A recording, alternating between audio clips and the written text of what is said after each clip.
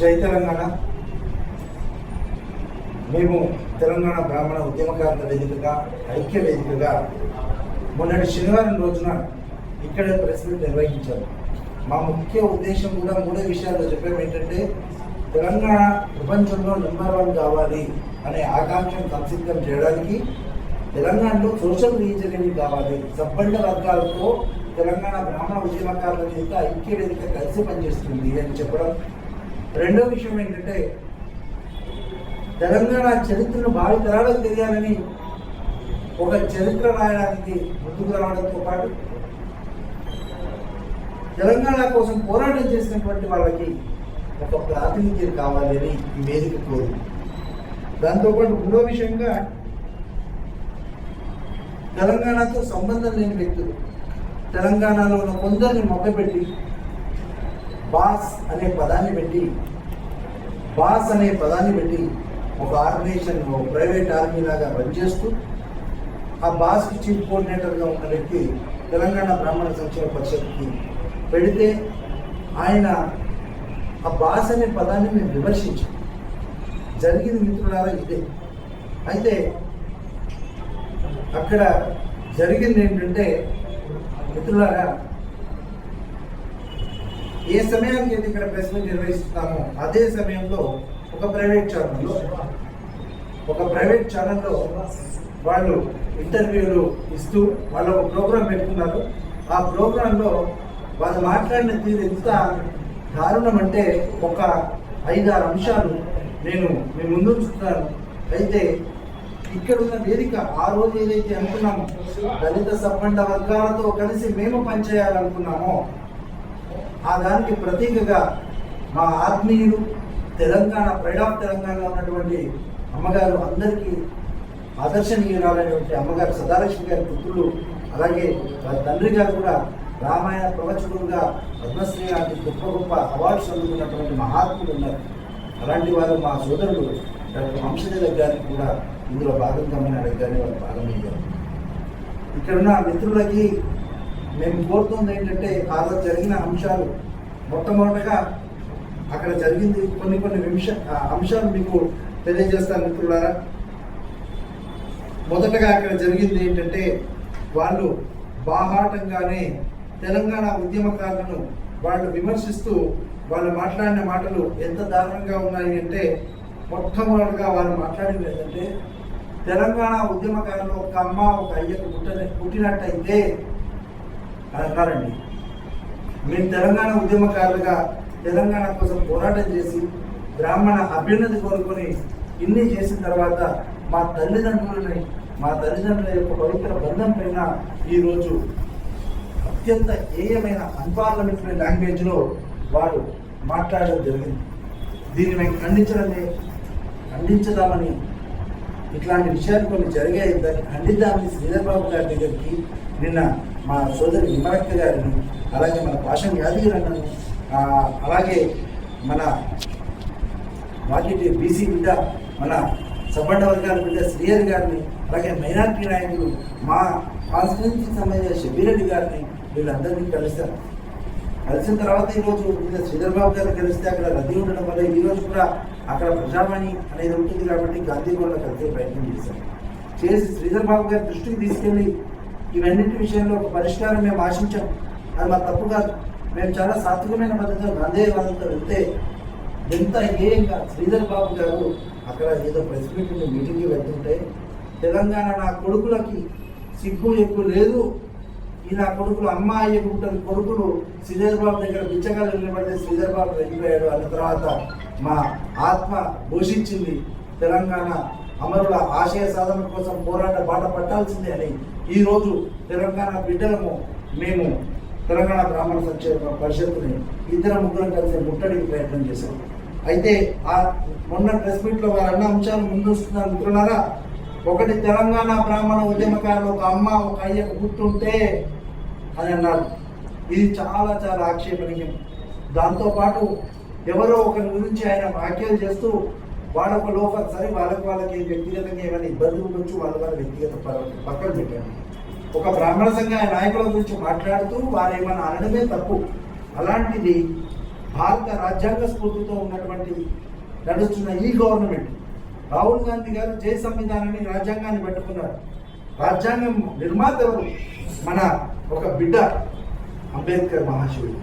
అలాంటి అంబేద్కర్ మహాశయుడు పుట్టినటువంటి కులాన్ని, ఆ వర్గాన్ని అవమానిస్తూ వాడొక లోఫర్, ఆయన భార్య ఒక ఎస్సీ అన్నారండి. ఎస్సీ సామాజిక వర్గంలో ఉన్నటువంటి మహిళను ఆత్మాభిమానం దెబ్బతీశాడు. దాంతోపాటు ఒక 30 మంది వ్యక్తుల లిస్టు శ్రీధర్ బాబు గారికి ఇచ్చిన మీ దగ్గరకు రానివ్వద్దు అని. అంటే ఈ స్టేట్లో ఇంటెలిజెన్స్ లేదా? ఈ స్టేట్ ముఖ్యమంత్రి గారే హోంమంత్రిగా ఉన్నారు కదా, వారు అన్న మాటలో ప్రతిసారి 30 మంది పేర్లు చెప్పి మా పేర్లు శ్రీధర్ బాబు చెప్పారని, ఈ 30 మంది రానివ్వద్దని, ఈ 30 మంది ఒంటరి ఆర్మీ అని, మేము గనక ఆయన గనక సంక్షేమ పరిషత్ చైర్మన్ పదవికి రాజీనామా వస్తే గనక నెల రోజుల్లో 30 మందిని గతం పడతా అన్నాడు. మీరు కుక్కలు చదువుతున్నారు, ఆ కుక్కలలో గుండ పెడతా మిమ్మల్ని అన్నారు, చంపుతాన్ని బాహాటంగా అన్నారు. ఇది తెలంగాణ వచ్చిన పుష్కర కాలంలో ఎవ్వరు ఏ నాయకుడు అనేటువంటి దుర్మార్గమైన ఒక తెలంగాణ తలదించుకునేలాగా ఒక బ్రాహ్మణ జాతికి బాధ్యత వహిస్తున్న వ్యక్తి అనడం అత్యంత దుర్మార్గమైన చర్యగా మేము భావిస్తున్నాం. దాంతోపాటు తెలంగాణ రాష్ట్ర ఆర్థిక శాఖ ప్రధాన కార్యదర్శిని వీరు నిధులు అడగడానికి పోయినప్పుడు ఆయనకు అరెస్టు వారెంట్ వచ్చిందని వారిని అగౌరవపరిచారు. ఐఏఎస్ ఆర్గనైజేషన్ అనేది ఒకటి ఉంటుంది. పూర్వ ఐఏఎస్, ప్రస్తుత ఐఏఎస్ అందరూ ఉంటారు. వాళ్ళకి మేము అప్పీల్ చేస్తున్నాం, ఒక ఐఏఎస్ ప్రతిష్టను దిగజార్చడం, తెలంగాణ ఆర్థిక మూలాల గురించి బ్యాడ్ ప్రాపగండా చేయడం, అత్యంత నిజంగా మాట్లాడడం అనేది ఈ తెలంగాణ ప్రభుత్వం ఎందుకు ఉపేక్షిస్తుంది అని ప్రభుత్వం వెంటనే కఠిన చర్యలు తీసుకోవాలని అడుగుతున్నాం. అంతేకాకుండా మిత్రులారా, వారు చేస్తే మరొక దుర్మార్గమైన చర్య ఏంటంటే, ప్రభుత్వ పదవిలో నియమించిన వ్యక్తి న్యూట్రల్గా ఉండాలి, కానీ ఆయన చేసింది ఏంటంటే, ఎవడైనా బాస్ అనే వ్యవస్థ గురించి మాట్లాడితే బాస్ కఠిన చర్యలు తీసుకుంటుందంట. అంటే ఈ స్టేట్లో హోమ్ మినిస్ట్రీ లేదా? ముఖ్యమంత్రి గారు హోమ్ మినిస్ట్రీ చూస్తున్నారు కదా, ఈయన ఎవరు చర్యలు తీసుకుంటందుకు? అట్లాగే నెల రోజుల టార్గెట్లో మమ్మల్ని అంతం చేస్తామని ఆయన ప్రతిజ్ఞ చేసిండు. అట్లాగే ఒక సామ్రాజ్యవాద పోకడతో మాట్లాడుతూ వ్యతిరేకంగా వచ్చిన వాళ్ళని చట్టం చేస్తామంటుందో, పొందబెడతామంటుందో. మళ్ళీ ముఖ్యంగా మేము ఏదైతే తీసుకున్నామో సపండ వర్గాలతో మమేకమని తీసుకున్నామో దానికి తూట్లు పడిచేలాగా బ్రాహ్మణులు అగ్రకుల ఆధిపత్యమే అని చెప్పడానికి నొక్కి వక్కానించినట్టుగా ఒక మహిళను ఎస్సీ పేరుతో అవమానించింది. దీన్ని మేము ఖచ్చితంగా ఖండిస్తున్నాం. అంతేకాకుండా ఎస్సీ, ఎస్టీ, బీసీ సపండ వర్గాలతో మేము మమేకమవుతామని తెలియజెప్పడానికి నిన్న బీసీ నాయకులను, మైనార్టీ నాయకులను మేము కలిసాం. అంతేకాకుండా గతంలో కూడా రామ మందిర విషయంలో వారికి అవగాహన లేకుండా మాట్లాడింది. ఏమనంటే కంచి పరమాచార్యుల పేరు తీస్తున్నారు. కంచి పరమాచార్యులు మొట్టమొదటిగా ఏ పీఠాలు పోకముందే సబ్బండ వర్గాల దగ్గరికి దేవుని దగ్గర చేసిన మహాత్ములు. వారు నాకు చెప్పారు అని చెప్పి ఒక రియల్ ఎస్టేట్ దందా మొదలు పెట్టడానికి దానికి పరిషత్తు పదవిని అడ్డు పెట్టుకుంటున్నారు.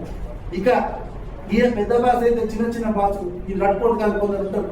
వాళ్ళు ఏం చెప్తున్నారంటే, పవన్ కుమార్ శర్మ జాగ్రత్తగా ఉంటున్నారు. తెలంగాణ ఉద్యమంలో పోరాటం చేసి లాఠీలు తుటాది గాయాలైనటువంటి ఈ డాక్టర్కు, తెలంగాణ ముద్దు బిడ్డకు, తెలంగాణ ఉస్మానియా యూనివర్సిటీ బిడ్డకు వారిని ఇస్తున్నారు. ఒకడైతే నిన్న మేము కూడా ఒక ప్రైవేట్ ఛానల్లో బ్రాహ్మణ అనే ఛానల్లో మేము పెట్టుకున్నాం. గరీబోళం కాబట్టి అంటే పైసలు అమీరోలు పెడితే నందిరాజు లక్ష్మీనారాయణ నీచుడు చేసేది పూజలు, దూరేది దొమ్మల గుడిసెలు అని మన దొమ్మల సామాజిక వర్గాన్ని అన్నట్టుగా వాడు మాట్లాడారు. ఇంకోటి ఏంటంటే, శూద్రులతో కలిసి ప్రెస్ మీట్లు పెడుతున్నారు అన్నారు. శూద్రుడు కాదన్నా, మేము అన్నదమ్ములు లాగుంటాం, మేము మొత్తం అన్నదమ్ములం, మేము భారతమాత ముందు బిడ్డలమని మేము ఫీల్ అవుతున్నాం. ఇది ఎక్కడ ధర్మం అన్నా? బాస్ అనే వ్యవస్థను కుక్కడి వేలతో తీసేస్తామంటే అసలు మీరు వ్యవస్థను తీసేస్తుంటే వ్యక్తులను చంపుతామంటున్నారు. దీనికి వ్యతిరేకంగా తెలంగాణ సమాజం ఏకమవ్వాల్సిన అవసరం ఉంది. ఈరోజు మేము ఆయన ఇంకొక మాట ఏమన్నారంటే, మిత్రులారా దయచేసి మేము చెప్తున్నాం, మా మహాత్మ వేదన గమనించండి. ముందడికి వస్తే గుడ్డలుడు తీసి చంపుతున్నాడు. పోయి బాధ్యతగా సంక్షేమ పరిషత్తు తలుపు తట్టి ముందడికి పోయి నమస్కారం పెట్టి, మీ అమ్మ నాన్నగా మొత్తం ఆయనేమో మా అమ్మ అయ్యే గురించి మాట్లాడితే, మీ అమ్మగారికి నాన్నగారికి నమస్కారం అన్నా, మీతో మాట్లాడాలి అంటే మీతో మాట్లాడాలి. వీడు చెప్పు రీచర్ దగ్గర కూర్చున్నాం, అయినా కూడా ఆయన స్పందించలే. పోలీసులను తీసుకొచ్చిండు, మేము ఆయన ప్రైవేట్ ఆర్మీ BSSF వాళ్ళని తీసుకొచ్చిండు, ఇట్లా చేసిండు. ఆఖరికి ఆ సంక్షేమ పరిషత్ వైస్ చైర్మన్ పిసిసి దృష్టికి తీసుకెళ్తామంటే మేము ఆగినాం. కాకపోతే ఒకటి, ఇది ఊరుకునే చర్య కాదు మిత్రులారా. పిసిసితో చర్చ చేసినా ఏది చేసినా కూడా మేము ఒకటే అనుకుంటున్నాం, ఖచ్చితంగా ఎట్టి పరిస్థితుల్లో 17వ తారీఖు తర్వాత దళిత స్త్రీలు, సబ్బండ వర్గాల స్త్రీల యొక్క ఆత్మగౌరవ దీక్ష చేపడతామని మేము నిర్ణయం తీసుకున్నాం. ఈ విషయంలో దయచేసి మాకు చేదోడు వాదోడుగా ఉండాలని, ముఖ్యంగా మా దళిత బిడ్డ సబ్బండ వర్గాలకి ఒక ఆదర్శ నాయకుడు అయినటువంటి మా వంశతిలక అన్నను ఈ విషయంలో స్పందించమని మేము కోరుతూ ఉన్నాం. అట్లాగే అన్న మమ్మల్ని కుల బహిష్కరణ చేస్తా అంటున్నారు, అట్లా మమ్మల్ని ముఖ్యంగా ఈ నగర బహిష్కరణ చేస్తా అంటున్నారు. ఈ విషయంలో దయచేసి మీరు మాకు మద్దతుగా రావాలని దళిత బిడ్డగా అన్నను మేము బతిమలాడుతున్నాం, కడుపులో తగ్గాయ పెట్టి అడుగుకుంటున్నాం. దయచేసి అన్న మాట్లాడేది ముందు మా యూనివర్సిటీ బిడ్డ రాము ఒక 2 నిమిషాలు మాట్లాడతారని తెలియజేస్తున్నాం. మళ్ళీ ఇంకొక విషయం ఏంటంటే, ఇందులో ఒక చిన్న విషయం అన్న పెద్దల దృష్టికి తీసుకొస్తున్నా, మీడియా దృష్టికి. అయ్యా కొండా సురేఖ గారు మాన్యశ్రీ మన తెలంగాణ బిడ్డ, మన ఆడబిడ్డ, ఆవిడ తెలంగాణ దేవాదాయ శాఖ మంత్రి. సురేఖ మన అందరం ఒక అమ్మలాగా మేము భావన చేస్తున్నాం. అయితే వచ్చే ఎమ్మెల్సీ ఎలక్షన్స్ కల్లా నేను పోటీ చేస్తున్నా, గెలవగానే నేనే ఎండోమెంట్ మినిస్టర్ అదొక ప్రాపకంగా చేయడం, అసలు ఈయనకు సొంతగా మినిస్ట్రీ తను ఎట్లా ప్రకటన చేసుకుంటున్నాడు మాకు అర్థమవుతలేదు. అంతేకాకుండా ఎండోమెంట్ మినిస్టర్ నేను చెప్పింది విన్నది 258 మందికి ప్రతి దాంట్లో రాజముద్ర ఉన్న పోస్ట్ ఇప్పిస్తా అంటున్నారు. మొత్తం 1000 మందికి పోస్ట్ ఇప్పిస్తా అన్నారు. 1000 మంది బ్రాహ్మణులకు పోస్ట్ ఇప్పిస్తే దళితులు ఎక్కడికి పోవాలన్నా, బీసీలు ఎక్కడికి పోవాలి? ఇక్కడ అసాధ్యమైన మాటలు చెప్పి బ్రాహ్మణ సమాజాన్ని కళ్ళబొల్లి మాటలతో ఇలా వంచన చేస్తున్నారు. దయచేసి దీన్ని గుర్తించాలని కోరుతూ ఒక్కసారి మా రామన్న కూడా మాట్లాడారు.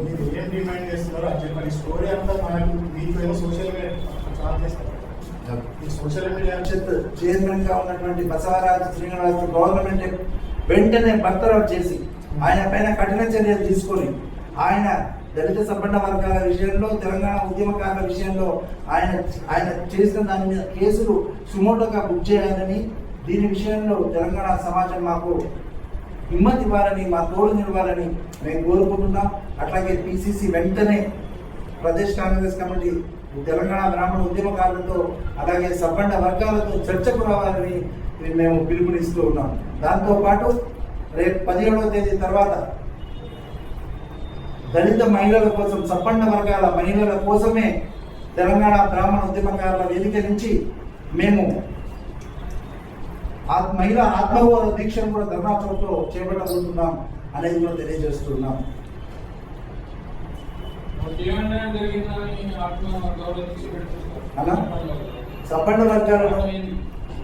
సబ్బండ వర్గాలను ఆయన మాట్లాడుతూ ఒకరిని విమర్శిస్తూ వారి వ్యక్తిగత జీవితాలకు వెళ్ళారు. సరే వాళ్ళకి ఏమున్నాయి, మాకు సంబంధం లేదు. కానీ ఆయన భార్య ఒక ఎస్సీ అని ఎస్సీ కులాన్ని చీఫ్ గా చూస్తూ, ఎస్సీ సామాజిక వర్గాన్ని చీఫ్ గా చూస్తున్నాడు. గతంలో కూడా మందకృష్ణ గారితోని వాదోపవాదాలు జరిగిన సమయంలో మేము ఒక క్రమ పద్ధతిలో ఇక్కడ వంశతుల కన్నా కానీ, మన చింతాస్వామి గారి కానీ, మోహన్ గారు కానీ అందరము ఒక పద్ధతిలో ఖండిస్తే వాళ్ళు చేసుకున్న ప్రాపగండా ఏంటంటే మందకృష్ణ మాకు భయపడిపోకుండా వచ్చిందని చెప్పి మేము ఎప్పుడు అట్లా మనం అనలేదు. ఇట్లాంటివి జరుగుతున్నాయి. కాబట్టి ఇట్లాంటి వ్యక్తి ఏ రకంగా రాజకీయాల కలుపుడు, ఇట్లాంటి వ్యక్తిని కాంగ్రెస్ పార్టీ జై సంవిధానం అన్న కాంగ్రెస్ పార్టీ మమ్మల్ని చంపుతాను, బొంద పెడతాను అన్న ఓపెన్గా చెప్తున్నాడు కదా. ఏంటంటే 30 రోజుల్లో మమ్మల్ని గతం చేస్తాను ఓపెన్గా వీడియో రికార్డింగ్స్ ఉంది AB6 ఛానల్. మనం జై తెలంగాణ అన్నందుకు, సబ్బండ వర్గాలతో మమేకమైనందుకు, ఆయన బాస్ అనే వ్యవస్థను మేము బహిరంగంగా విమర్శించి బీ ఫ్రెండ్స్ అని మొన్ననే ఇక్కడ ప్రెస్ మీట్ పెట్టాం. Brahman for social re engineering system అని మనం తీసుకుంటే దాన్ని ఆయన వ్యతిరేకిస్తూ చేస్తున్నాను. దయచేసి ఈ విషయంలో వంశతిలక గారు ఎండోమెంట్ ఆఫీస్లోనే బ్రాహ్మణ సంక్షేమ పరిషత్ ఆఫీస్ ఉంది కాబట్టి వెళ్ళాము. అన్న ఆయన ఏం చేశాడంటే మొగోడు అన్న ఆయన బసవరాజు శ్రీనివాస్ గారు ఆయన డైరెక్ట్ గా మీటింగ్ లోనే అన్నారు ఏంటంటే, వీళ్ళు కనుక నా కంట్లో కలబడితే గుడ్డలు చంపుతా అన్నాడు. ఆయన ప్రెస్ మీట్ పెట్టాడన్న, ఒక పెద్ద మీటింగ్ లో అన్నాడన్న, తెలంగాణ బ్రాహ్మణ ఉద్యమకారులు ప్రత్యేకించి పేరు పెట్టి అని అన్నందుకు మేము స్పందించినామండి. ప్రత్యేకించి పేరు పెట్టి దూషించడం కాదండి, చంపుతామని దూషించడం కాదు, చంపుతామని బెదిరించాడు. మేము పొంద పెడతాము. నేను కనుక సంక్షేమ పరిషత్ పదవి వదిలిపెడితే వెంటనే నెల రోజులలో ప్రెస్ మీట్ వసంత విహారాన్ని మన సొంత ఫంక్షన్ హాల్లో పెట్టుకున్నాం నాగోల్లో. అండ్ ఇంకొక మాట ఏమన్నారంటే కాయన్కి నాకు ఒక్కటే చూసిండ్రు, నా కాయన్కి రెండో వైపు చూస్తే చాలా డేంజర్ అండి. ఇప్పుడు వాళ్ళ వ్యక్తులు కూడా అదే చెప్తారు, కాయన్కి రెండో వైపు చూసే పరిస్థితి తీసుకొచ్చుకోవద్దని వాళ్ళ వ్యక్తులు కూడా ప్రెస్ ఏంటి వాట్సాప్లో వీడియోలు రిలీజ్ చేస్తున్నారు. దయచేసి ఈ విషయంలో మా యూనివర్సిటీ బిడ్డ రాము మాట్లాడగానే మా లేకపోతే వంశధులు జై తెలంగాణ. ఇక్కడ వచ్చినటువంటి మీడియా మిత్రులందరికీ కూడా నమస్కారం చేస్తూ, ఇక్కడికి వచ్చినటువంటి దళిత నాయకులకు కూడా నమస్కారం చేసుకుంటూ, అయ్యా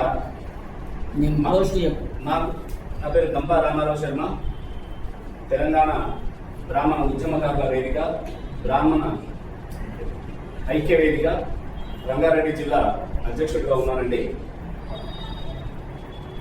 మొన్న బసవరాజు శ్రీనివాస్ గారు తన యొక్క ప్రైవేటు ప్రాపర్టీలో ఒక మీటింగ్ పెట్టుకొని బ్రాహ్మణులందరినీ కూడా పిలిపించి అక్కడ అందరినీ కూడా, ఎందుకంటే ఈయన సంక్షేమ పరిషత్లో ఉన్నాడు కాబట్టి ఈయన పిలిస్తే అందరు రావాలనేటువంటి నినాదం చేత అందరినీ కూడా తన ప్రైవేట్ ప్రాపర్టీలోకి పిలిపించి చక్కగా భోజనాలకు కూడా ఏర్పాటు చేసి అసలు అజెండా ఏమని ప్రకటించాడయ్యా అనంటే, సమావేశం ప్రధాన అజెండా బ్రాహ్మణుల ఆత్మగౌరవాన్ని అన్ని వసతులతో కూడిన అతి తక్కువ ధరకు గృహ నిర్మాణ పథకం గురించి గవర్నమెంట్ పెడుతున్నటువంటి దాని గురించి తెలియజేశాడు ఒకటి. కానీ ఆయన చెప్పినటువంటి ఎజెండాల గురించి ఎన్నో ఎండోమెంట్ ధర్మకర్త మండలిలో ఒక బ్రాహ్మణ సభ్యులు ధర్మకర్తగా ఏర్పాటు చేయాలన్న దాని గురించి ఒకటి, సర్వ ఓటర్ లిస్టు ప్రతి బ్రాహ్మణ కుటుంబం తప్పనిసరిగా పేరు నమోదు చేసుకోవాలని ఒకటి, తెలంగాణ బ్రాహ్మణ సంక్షేమ పరిషత్ ద్వారా బ్రాహ్మణ సంక్షేమానికి సంబంధించినటువంటి విషయాలు వీటి గురించి చర్చించడానికి పిలిపించి, మరి వీటి గురించి తెలియజేయాలి. గవర్నమెంట్ మంచి నిర్ణయాలు తీసుకుంటున్నప్పుడు ప్రతి ఒక్క బ్రాహ్మణుడికి ఈ విషయాలని తెలియజేయాలి. ఈ విషయాన్ని తెలియజేస్తూ ప్రధానంగా తను చేస్తున్నటువంటి రియల్ ఎస్టేట్ దందా గురించి తెలియజేస్తూ, మరి దాన్ని తప్పుపట్టినటువంటి ఉద్యమకారుల వేదికని పేరు ప్రస్తావిస్తూ మరి మిమ్మల్ని చంపుతామనేటువంటి నినాదాన్ని ఆయన మాకు అందించినటువంటి వాడైనాడు. మరి ఎక్కడయ్యా ఏంటి అంటే, ఈయన ఎక్కడ ఏర్పాటు చేస్తున్నాడు, ఒక 800 వరకు ప్రాజెక్టుని గవర్నమెంట్ కి కొన్ని దొంగ ఆధారాలతో చూపించి, అయ్యా నేను అందులో భూమి అమ్ముతున్నా, ప్రతి ఒక్క బ్రాహ్మణుడికి నేను చేస్తున్న ఈ ప్రాజెక్టు సుభిక్షమైనటువంటి ప్రాజెక్టు, హైదరాబాద్ ఉన్న బ్రాహ్మణులు కూడా ఎమ్యూనిటీస్ ఉండేటటువంటి బ్రాహ్మణులకు ఉండేటటువంటి అన్ని కూడా నేను పోకాపేటలో ఉండేటటువంటి ఎమ్యూనిటీస్ అన్ని కూడా నా దాంట్లో కనిపిస్తా, కావున హైదరాబాద్ ఎవరైనా ఉంటే కూడా వాళ్ళు అమ్ముకొని వచ్చేసి మన దగ్గర తీసుకోండి అంటే, బాబు నువ్వు పదవిని ఉపయోగించుకొని రియల్ ఎస్టేట్ దందాన్ని చేయడంలో ఆంతర్యం ఏంటి? నీ పదవిని ఉపయోగించుకొని రియల్ ఎస్టేట్ దందా చేయడం అనేది కరెక్ట్ కాదు. నువ్వు గవర్నమెంట్ గురించి బ్రాహ్మణులకి తెలియజేయడానికి పిలిపించినటువంటి వాడివి ఒక 30 మంది బ్రాహ్మణులని ఉద్యమకారుల వేదిక అనేటువంటి పేరును ప్రస్తావించి వారిని చంపుతారని బెదిరించడంలో నీ ఆంతర్యం ఏంటి? మరి మీరు రియల్ ఎస్టేట్ దందాలో మరి ఒక ప్రకటన చేసినాం, సరే అయ్యా నమస్కారం, చాలా గొప్పగా మెచ్చుకునేటటువంటి విషయం ప్రకటన చేసినాం. కానీ అదే సభలో 2074 డిపాజిట్లు దాన్ని వస్తే 800 పైచిలుకుది 2074 వరకు వాళ్ళకి డిపాజిట్ వస్తే అప్పుడు కన్స్ట్రక్షన్ మొదలు పెడతా. ఒకటి వస్తే నువ్వు ప్రకటన చేసినప్పుడు ఒకటి వచ్చినా కట్టి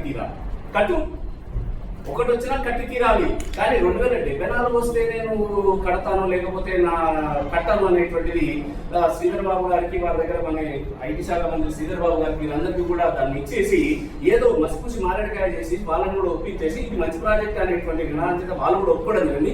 వాళ్ళు ఒప్పుకుంటే దాన్ని వేరే విధంగా పోర్ట్రేట్ చేసేసి మీరందరూ కూడా నీళ్ళని అమ్ముకొని వచ్చేసి అక్కడికి రండి అంటే, గంప గుత్తగా రియల్ ఎస్టేట్ దందా అని 2074 ప్లాట్లు ఏదైతే ఉన్నాయో అవన్నీ తెలంగాణ బ్రాహ్మణ సమాజానికి అంటగట్టాలని చూస్తున్నావు.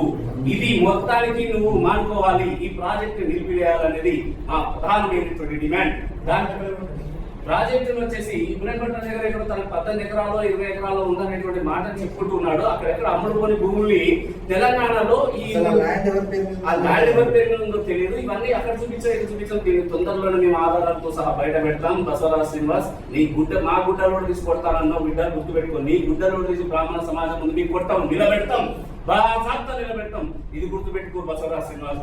ఇంతకు మించి నువ్వు ఒక మాట ఉద్యమకారుల గురించి మాట్లాడేటటువంటి అర్హత నీకు ఏ పార్టీ కూడా లేదు. ఎందుకంటే ఎక్కడ ఉద్యమంలో ప్రత్యక్ష ఉద్యమంలో మేము ఉన్నాం. 2009 నుంచి ప్రత్యక్ష ఉద్యమంలో మేము ఉన్నాం. 2014లో తెలంగాణ సాధించుకున్నంత వరకు కూడా మేము అక్కడే ఉన్నాం. ఉస్మానియా యూనివర్సిటీ వేదికగా కొట్లాడినాం. ఎక్కడ కూడా ఒక బ్రాహ్మణ విద్యార్థి నేను కొట్లాడినా, ఎక్కడ కూడా ఒక బ్రాహ్మణ విద్యార్థికి సహాయం చేసినట్టు కానీ ఎక్కడ కూడా ఉద్యమ సమయంలో ఆ ఉద్యమం గురించి జై తెలంగాణ అనేటువంటి మాట కూడా నీ నోట్లో నుంచి వినబడలేదు. అటువంటి నీకు ఏదో సీల్డ్ కవర్ లో పదవి వచ్చింది, దాన్ని కాపాడుకో. కానీ ఇటువంటి దొంగ ప్రమాణాలు చేసి నేను బ్రాహ్మణులకు ఏదో చేస్తున్నాని వాళ్ళని మసిపూసి మారడికాయ చేసి నాయకులు చేశావు. కానీ బ్రాహ్మణ సమాజం కూర్చునేటటువంటి కాదు. ప్రధానంగా నీ యొక్క ఏదైతే ఉందో బహిర్గతం చేయి. నీ యొక్క వెంచర్ ఏదైతే ఉందో ఆ వెంచర్ మొత్తం కూడా బ్రాహ్మణులకు బహిర్గతం చేయి. అప్పుడు కానీ బ్రాహ్మణ సమాజం నమ్మదు. అన్ని ఉన్న మాటలు చెప్తూ ఎక్కడ అమలబోనటువంటి రాదు గుట్ట కుష్కి అని అంటుంది. మన తెలంగాణ భాషలో ఏమంటారంటే కుష్కి అని అంటాం. రాదు గుట్టలతో నేర్చుకున్నటువంటి ఏదైతే ఉందో కుష్కి భూమి అని అంటాం. ఆ కుష్క భూమిని చూపించేసి తెలంగాణలో ఏదో పెద్ద ఇచ్చేసేయాలనే బ్రాహ్మణులకు ఉద్ధరించేయాలనేటువంటి నిర్ణయాన్ని నువ్వు కొనగలుగుతున్నావు బాబు. అది మంచి పద్ధతి కాదు. అంతేకాకుండా ప్రధానంగా మేము సబ్బండ వర్గాలతోని, ఎందుకంటే ఉద్యమంలో కూడా అలాగే కొట్లాడినాం, అలాగే రోడ్ల మీద తిన్నాం, అన్ని కులాలతోనే కలిసిపోయి మేము బతికినాం. తెలంగాణలో బ్రాహ్మణుడు ఎస్సీ వర్గం కావచ్చు, ఎస్టీ వర్గం కావచ్చు, బీసీ వర్గం కావచ్చు, అన్ని వర్గాలతో కొట్లాడినటువంటి వ్యక్తులమయ్యా. మేము అందరి వ్యక్తులతోనే మా సాధికారత కూడా మేము సాధించుకోవాలని కోరుకుంటాం. ప్రతి ఒక్కరు బాగుపడాలి, మా బ్రాహ్మణ జాతి కూడా బాగుపడాలి. ఇప్పటి వరకు ఏ విధమైనటువంటి నినాదం లేకుండా స్వామి మాకు కూడా మీరు అందరూ కూడా రక్షణగా ఉండాలని చెప్పేసి మా యొక్క ఎస్సీ వర్గాన్ని కావచ్చు, ఎస్టీ వర్గాన్ని కానీ కోరుకొని మరి అటువంటి సమాజానికి మమ్మల్ని దూరం పెట్టడానికి మేము ప్రయత్నం చేస్తున్నాం. బ్రాహ్మణుడు అంటే వీడు ఇట్లానే అగ్రహారాలు కడతామని అంటూ ఉన్నాం. అగ్రహారాలు అనేటువంటి వ్యవస్థ ఇప్పుడు లేదయ్యా బాబు. అగ్రహారాలు అనేటువంటి వ్యవస్థ ఇప్పుడు లేదు. తెలంగాణ సమాజం అందరితో కలిసిపోయి బతుకుతుంది. దాంట్లో ఏ విధమైనటువంటి లేదు. ఉద్యమకారులందరూ కూడా ప్రతి ఉద్యమ నాయకులతో కలిసి పోరాటం చేస్తామని తెలియజేసుకుంటున్నాం. మరి ఆ రోజు చెప్పినటువంటి విధంగా ఎస్సీ మహిళని నువ్వు అవమానపరంగా మాట్లాడినావు. ఎవరికైనా సరే నువ్వు ఇక్కడ ఉండవచ్చు, ప్రేమ వివాహాలు చేసుకోవచ్చు, దాంట్లో ఏ విధమైనటువంటి తప్పు లేదు. ఆనాడు అంబేద్కర్ గారే చేసుకున్నటువంటి సందర్భాలు మనకు కనిపిస్తూ ఉన్నాయి. అంతమించి నేను అలా చేసుకుంటే నీ బ్రాహ్మణ దురహంకారంతో ఒక ఆయన భార్య ఒక ఎస్సీ అని ఒక చీపుగా మాట్లాడినటువంటి దానికి నీ దురహంకారం ఎంత ఇదిగా చూపిస్తున్నావు. బ్రాహ్మణ సమాజాన్ని మొత్తం కూడా భ్రష్టు పట్టించేలాగా మాట్లాడుతున్నాను. కావున ఇటువంటి తలపొగలు నేను మానుకోవాలి. బసవరాజ్ శ్రీనివాస్ గారు, జై తెలంగాణ. చిన్న విషయం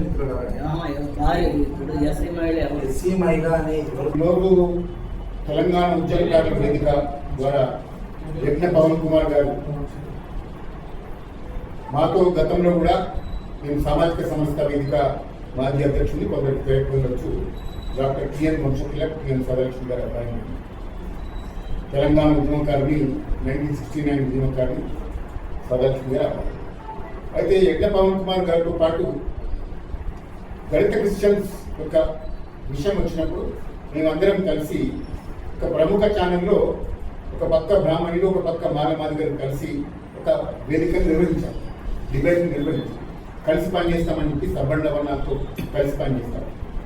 ఇప్పుడు వస్తున్నటువంటి విషయం ఏంటంటే 2-3 విషయాలు ఉన్నాయి. నేను సూటిగా పాయింట్ వైజ్ మీకు చెప్తాను. తెలంగాణ రాష్ట్ర ముఖ్యమంత్రి రేవంత్ రెడ్డి గారు తెలంగాణ కార్పొరేషన్లకు కానీ సంక్షేమ పరిషత్లకు కానీ తెలంగాణ వాళ్ళని నియమించాలా లేకపోతే ఆంధ్ర వాళ్ళని నియమించాలా? మరి బసవరాజ్ శ్రీనివాస్ అనే వ్యక్తి ఆంధ్ర ప్రాంతానికి చెందినటువంటి వ్యక్తి అని చెప్తున్నారు. ఆయన గురువు గారు ఏమన్నా ఆదేశిస్తే రేవంత్ రెడ్డి గారు ఇంకా ఆయన గురువు గారి కనుసన్నల్లో నడుస్తున్నట్టుగా కనపడుతుంది. తెలంగాణ జలవనరులను కూడా ఆయన ఆంధ్రాకు దారాదత్తులు చేస్తున్నటువంటి పరిస్థితి మనం చూస్తున్నాం. అట్లాగే ఈ సంక్షేమ పరిషత్తులో కూడా ఆంధ్ర వ్యక్తిని తీసుకొచ్చి సంక్షేమ పరిషత్ చైర్మన్ గా నియమించడం అన్నది దారుణం. దాని మీద నిందనీయం. దాని మీద నిందిస్తున్నాం, ఖండిస్తున్నాం. తెలంగాణ వ్యక్తిని ఆ పరిషత్కి తెలంగాణ వ్యక్తిని మాత్రమే తెలంగాణ కార్పొరేషన్లో కానీ లేకపోతే సంక్షేమ పరిషత్ బ్రాహ్మణ సంక్షేమ పరిషత్లో తెలంగాణ బ్రాహ్మణులు కూడా ఎంతో మంది ఉన్నారు. రంగరాజన్ గారు ఉన్నారు, చాలా మంది గొప్ప గొప్ప వాళ్ళు ఉన్నారు. అటువంటి వాళ్ళని పెట్టాలి కానీ ఆంధ్రాకు సంబంధించినటువంటి వాళ్ళని పెట్టేటటువంటి పరిస్థితి కరెక్ట్ కాదు. ఇది ప్రధానమైన డిమాండ్. రెండవ డిమాండ్ ఏంటంటే ఇప్పుడు చంపేస్తున్నాం, ఇన్ని చంపేస్తాం, ఉల్లగిస్తాం అన్నటువంటి భాషా పదజాలం అనేది కరెక్ట్ కాదు. సమాజంలో బ్రాహ్మణుల పట్ల ముఖ్యమంగా శూద్రులు కానీ దళితులు కానీ అటువంటిది లేదు. ఆ వ్యవస్థ లేదు. శూద్ర వ్యవస్థ, దళిత వ్యవస్థ, మీరు శూద్రులతో కలిసి మీరు ప్రెస్ మీట్ పెడుతున్నారు అనేది చాలా నిందనీయం. అందరూ సమానమే. సామాజిక సమస్యల అధికార ద్వారా మీరు పనిచేసేందుకు కూడా దానిపడుతుంది. అయితే మీరు శూద్రుల్లో కలిసి పనిచేస్తున్నారు అంటే రేవంత్ రెడ్డి గారు మీ సంక్షేమ పరిషత్ చైర్మన్ ఏమి సందేశం దలుచుకున్నాడు? కాంగ్రెస్ పార్టీ ఇటువంటి డివిజన్ పాలిటిక్స్ ఏమైనా చేస్తుందా, క్యాస్ట్ పాలిటిక్స్ ఏమైనా చేస్తుందా అన్నది ఒక ప్రధానమైనటువంటి సూటి ప్రశ్న. రెండవది, ఆయన మాట్లాడుతూ గతంలో మనం చూసాం వైఎస్ఆర్సీపీ ఎమ్మెల్యే రోజా పోలీసులు కొంచెం దూరంగా ఉంటే మీరు దగ్గరగా రావచ్చు, మేము ఎస్సీలం కాదు అని చెప్పి ఆమె మీద కేసు అయినప్పుడు చాలా ప్రముఖంగా వార్తలు. ఇందాక మిత్రుడు అడుగుతూ ఎందుకు దళిత మహిళ మీకు మాట్లాడుతున్నారు కదా, అదే సందర్భం లాంటిది ఇది కూడా. ఇప్పుడు ఎస్సీ మహిళని బ్రాహ్మణులు చేసుకుంటే ఏమైనా తప్ప, రాజ్యాంగం ఏమైనా కాదంటుందా? మీ రాహుల్ గాంధీ చెప్పినటువంటి చూపించినటువంటి రాజ్యాంగంలో ఏమన్నా బ్రాహ్మణుడు దళిత మహిళను చేసుకోవద్దని ఏమైనా రాస్తుందా? వెంకటభవన్ గారు చాలా క్లియర్గా చెప్పారు. అంబేద్కర్ గారు సరితాదేవిని చేసుకునేది ఆ బ్రాహ్మణుడు.